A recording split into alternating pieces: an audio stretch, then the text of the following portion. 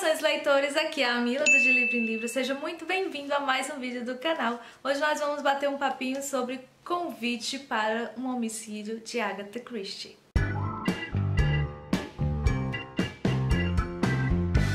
Antes de tecer meus comentários sobre o Convite para o Homicídio, eu gostaria de fazer um convite para você. Se ainda não está inscrito ou inscrita aqui no canal, por favorzinho, taque o dedo aqui embaixo em inscrever-se. Ativa as notificações para não perder os próximos vídeos, porque isso ajuda muito mesmo assim na divulgação do canal, para que o canal seja reconhecido, e também vá logo curtindo, comentando e compartilhando esse vídeo para quem você acha que vai se interessar por esse tipo de conteúdo e chamando outras pessoas para virem participar do canal também. Me segue também nas redes sociais que estão aparecendo aqui na tela e vamos bater um papinho, trocar umas ideias por lá. E outro lembrete, se você for comprar alguma coisa na Amazon, seja um livro, uma meia, um secador de cabelo, qualquer coisa, utiliza o meu link que tá aqui na descrição desse vídeo, porque assim você vai estar ajudando e contribuindo com o meu trabalho aqui no canal.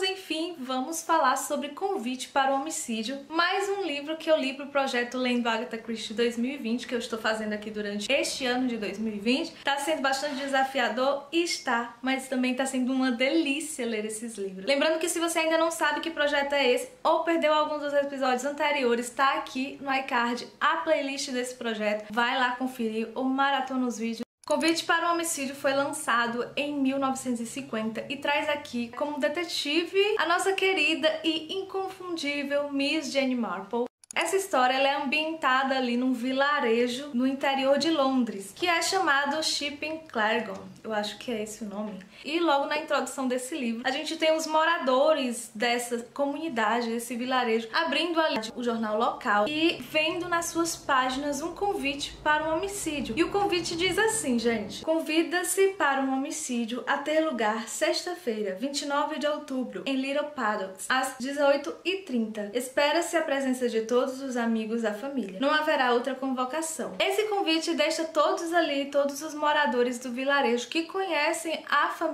que mora em Little Paddocks, que é a senhora Blacklock e os seus sobrinhos, enfim, empolvorosa para saber que convite para um homicídio é esse. De início, as pessoas acreditam que se trata de um jogo que está muito popularizado na época, que é o jogo do assassino. Então todo mundo decide ir para esse evento. Porém, eles chegam lá em Little Paddocks sempre com uma desculpa esfarrapada para chegar lá e fazer essa visita para a senhora Blacklock. Também está muito estarrecida com esse convite, porque não foi ela que colocou o convite na Gazette. E ela perguntou aos seus sobrinhos, os moradores da casa, os empregados da casa, se isso era uma espécie de brincadeira que eles estavam fazendo. Mas ninguém confessou ter colocado esse anúncio. Então, gente, tá todo mundo ali meio que curioso para saber o que vai acontecer, se é mesmo o jogo do assassino ou se vai haver mesmo um assassinato. E é exatamente às 18h30, como estava dizendo no vídeo para o homicídio, as luzes se apagam e todo mundo fica ali muito exaltado no momento, principalmente quando começam a atirar contra essas pessoas. Então, quando as luzes voltam a se acender, tem um corpo estendido no chão que realmente foi assassinado. Mas por quê? O que foi que aconteceu realmente quando as luzes estavam apagadas? É isso que o inspetor Craddock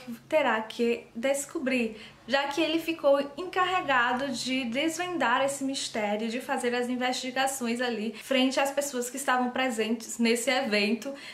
De início, cogita-se que estavam tentando assassinar a senhora Blacklock. Então, gente, obviamente, como o assassinato oficial não aconteceu, todo mundo acredita que algo pode voltar a vir a acontecer. Então há uma verdadeira corrida contra o tempo para tentar descobrir quem é este assassino, para evitar mais um crime. Porém, a gente sabe que os livros de Agatha Christie normalmente não traz apenas um crime, mas às vezes 2, 3, 4, enfim, uma sucessão de crimes. E é o que vai acontecer exatamente aqui em Convite para um Homicídio. A gente vai ter sim alguns crimes que dá realmente a sensação pra gente de que nós, leitores, estamos imersos também num jogo do assassino, onde o assassino vai fazendo suas vítimas justamente para se encobrir, se acobertar e não ser descoberto pelas investigações. Porém, a gente tem aquela sensação de que esses crimes só vão parar de acontecer quando esse assassino for descoberto. O que é bastante interessante nesse livro é essa atmosfera de que a qualquer momento pode acontecer alguma coisa,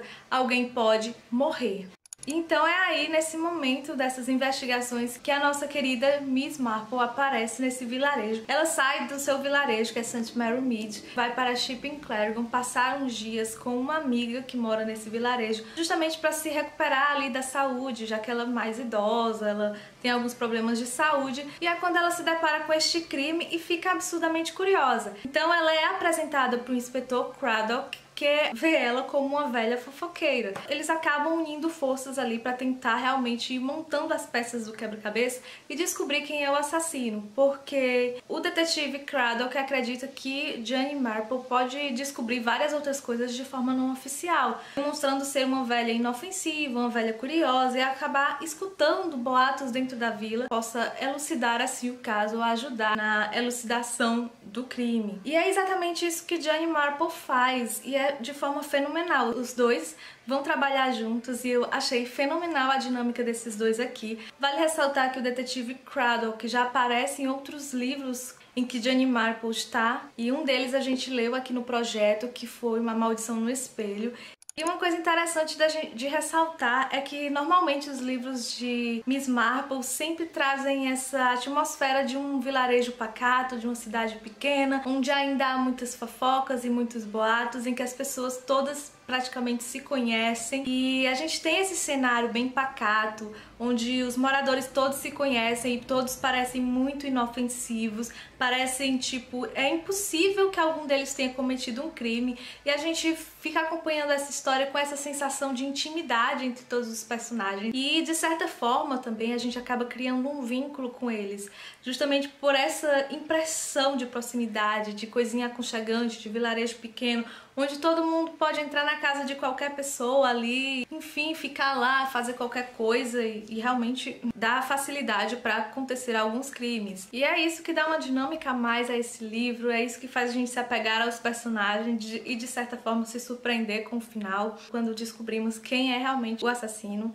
E também uma coisa que eu percebi nesse livro é que Agatha Christie, ela seguiu uma receita que ela já usou no primeiro livro que a gente leu aqui no projeto, foi Morte no Nilo. No primeiro capítulo ela faz várias sessões em que ela vai apresentando os primeiros personagens. E aqui em Convite para um Homicídio ela tem essa mesma dinâmica. Ela mostra ali a rotina dos personagens de uma forma muito sutil, a rotina pacata de amanhecer o dia, abrir o jornal, tomar café, conversar com os moradores da casa, passear, visitar os amigos. Ao mesmo tempo, ela vai apresentando todos os personagens nesse primeiro capítulo. Então é muito interessante, porque ali você já tem a apresentação dos personagens, um pouco sobre a personalidade deles, onde eles moram, com quem eles convivem. Enfim, a gente tem toda essa dinâmica e é bastante interessante. Porém, Convite para o Homicídio traz alguns elementos distintos que me deixaram ainda mais envolvida com essa narrativa. Porque na medida que a gente vê o cenário pacato, a comunidade do interior, as pessoas todas se conhecendo ali, a gente tem um fundo histórico aqui, e eu sou apaixonada por livros que trazem contextos históricos, então a gente acaba tendo isso muito fortemente dentro de Convite para o Homicídio. Claro que as histórias de Agatha Christie, todos os livros dela são contemporâneos para a época que ela escreveu.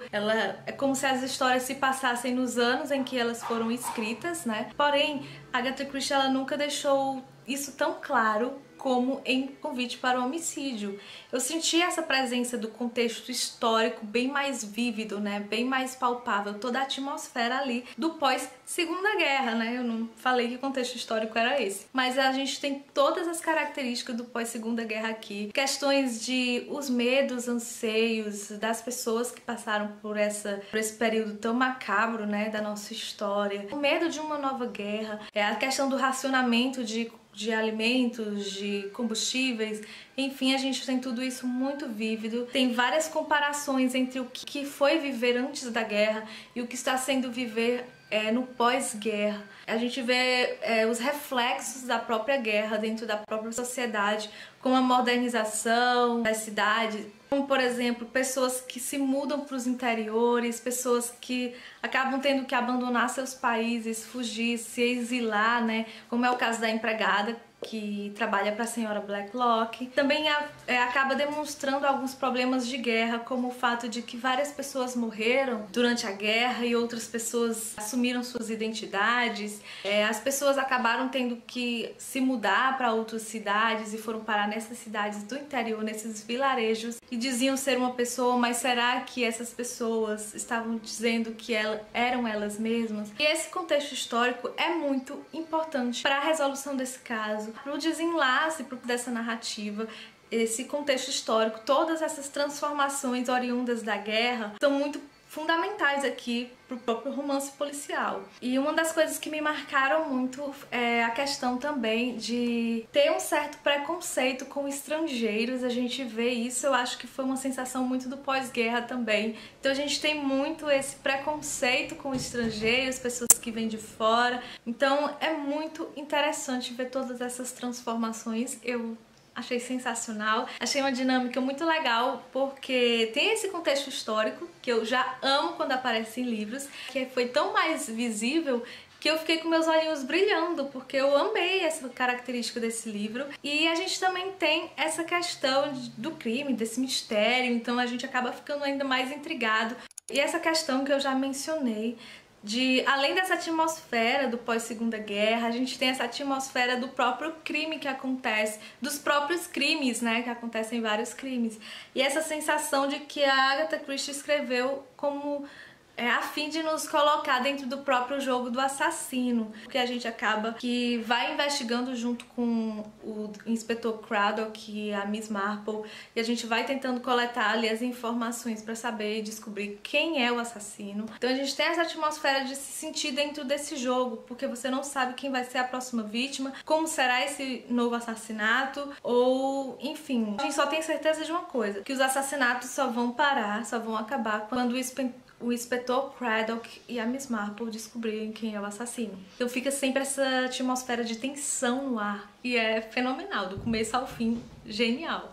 Eu quero ressaltar que a participação da Miss Marple, mesmo ali trabalhando, investigando nos bastidores, foi fundamental para que encontrassem provas. Ela tinha já as intuições dela, as desconfianças dela, então eu achei demais mesmo, assim, a dinâmica desses dois aqui tá maravilhosa, foi fenomenal. Mas agora vem a pergunta que não quer calar, gente. Será que eu descobri quem era o assassino? Então, gente, de certa forma, eu descobri quem era o assassino. Porém, eu acho que foi muito mais por intuição, porque quando foi revelado que o assassino era a pessoa que eu estava imaginando, mesmo acreditando que era essa pessoa, que era esse personagem, na realidade, eu não sabia por que e como. Quando a Jenny Marple e o inspetor Craddock estão conversando e destrinchando todo ali o que foi que aconteceu, o mistério, e aí eu percebi que todas as pistas estavam ali na minha cara e eu não vi. Só que a minha justificativa para eu não ficar me sentindo tão tonta, tão trollada por Agatha Christie, é que eu demorei bastante para ler esse livro, porque eu estava muito ocupada. Então eu demorei mais de uma semana para ler, gente, sério. Eu fico assim arrasada, porque esse livro eu tinha vontade de devorar, me sentar e ler num dia. Mas assim, por conta de estar tão ocupada, eu acabei demorando muito. E demorar muito para ler os livros de Agatha Christie faz com que a gente não perceba os pequenos detalhes, as pistas assim que ela solta. Que a Agatha Christie, ela tem uma forma maravilhosa de soltar as pistas, mas de deixar elas bem camufladas ali dentro da narrativa. Então, a minha justificativa de não ter descoberto as motivações por causa da falta de tempo. Não porque o livro foi ruim, porque, gente, quando eu me sentava para ler, eu lia vários capítulos de uma vez. Mas a história eu achei fenomenal. E como vocês podem ver aí, como a falta de tempo foi tão grande, porque esse vídeo devia ter saído dia 15. E agora, no final do mês, é que eu tô postando. Então os vídeos vão estar aqui um pouco atrasados. Quem me acompanha no Twitter, por isso que é importante me acompanhar nas redes sociais, eu comentei lá que eu não estava tendo tempo pra ler e que o vídeo ia atrasar, por isso que tá saindo apenas hoje. E é por isso que, com certeza, o próximo livro do nosso projeto também vai atrasar um pouquinho pra sair o vídeo.